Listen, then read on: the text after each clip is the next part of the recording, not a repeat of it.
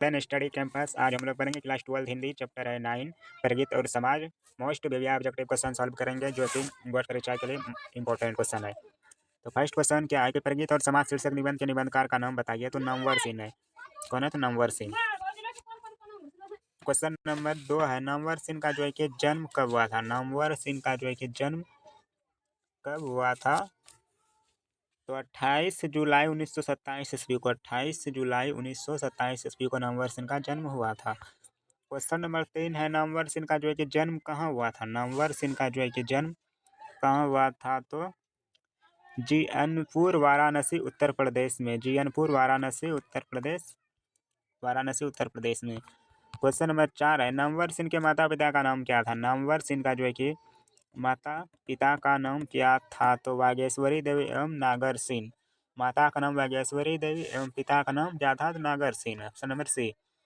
Question number 5 है नमवर सिंह ने किस विषय पर पीएचडी की उपाधि प्राप्त की है। नमवर सिंह ने जो है कि किस विषय पर पीएचडी की उपाधि प्राप्त की है? पृथ्वीराज रासो की भाषा पर।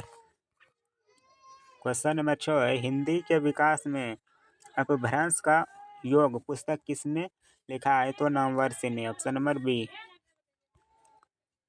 क्वेश्चन नंबर 7 है दूसरी परंपरा की खोज पुस्तक जो है कि किसने लिखी है? तो नमवर सिंह। ऑप्शन नंबर सी।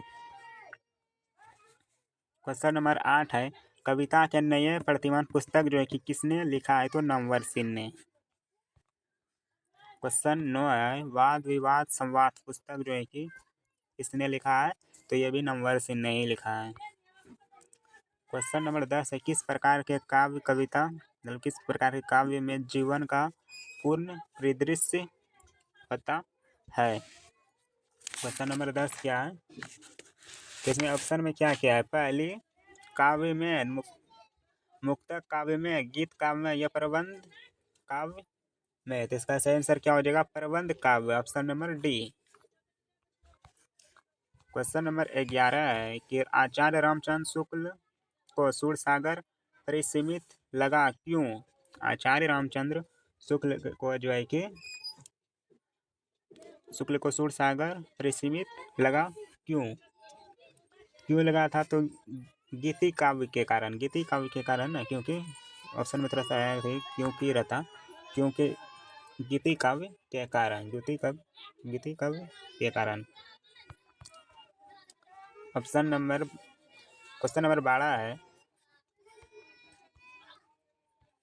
किस पाठ में यह उद्धरण आया है? कविता तो कुछ कह रही है, उसे सिर्फ वही समझा सकता है जो इसके एकाकीपन में मानवता की आवाज सुन सकता है।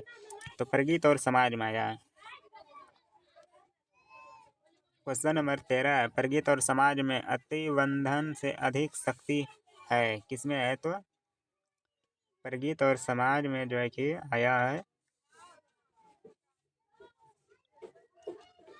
तो इसमें तो दिया ही नहीं सॉरी, प्रगीत और समाज में ना आया है। प्रगीत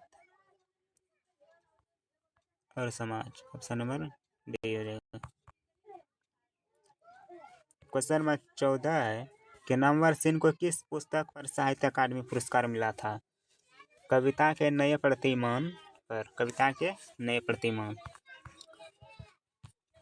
क्वेश्चन नंबर 15 है प्रगीत और समाज शीर्षक निबंध किस पुस्तक से लिया गया है? प्रगीत और समाज शीर्षक निबंध जो है कि किस पुस्तक से लिया गया है? वाद विवाद संवाद और वाद विवाद संवाद। Option number A. क्वेश्चन 16 है किसने कहा है प्रबंध काव्य में मानव जीवन का एक पूर्ण दृश्य होता है? किसने कहा है प्रबंध काव्य में मानव जीवन का एक पूर्ण दृश्य होता है? तो आचार्य रामचंद्र शुक्ल ने। Option number C. Question number 17 है निम्नलिखित में कौन प्रलय की छाया के कवि है? निम्नलिखित में कौन प्रलय की छाया के कवि है? तो Jaishankar Prasad. Option number C. Question number 18 है कि नमवर सिंह द्वारा लिखित प्रगीत और समाज क्या है? तो ये एक निबंध है।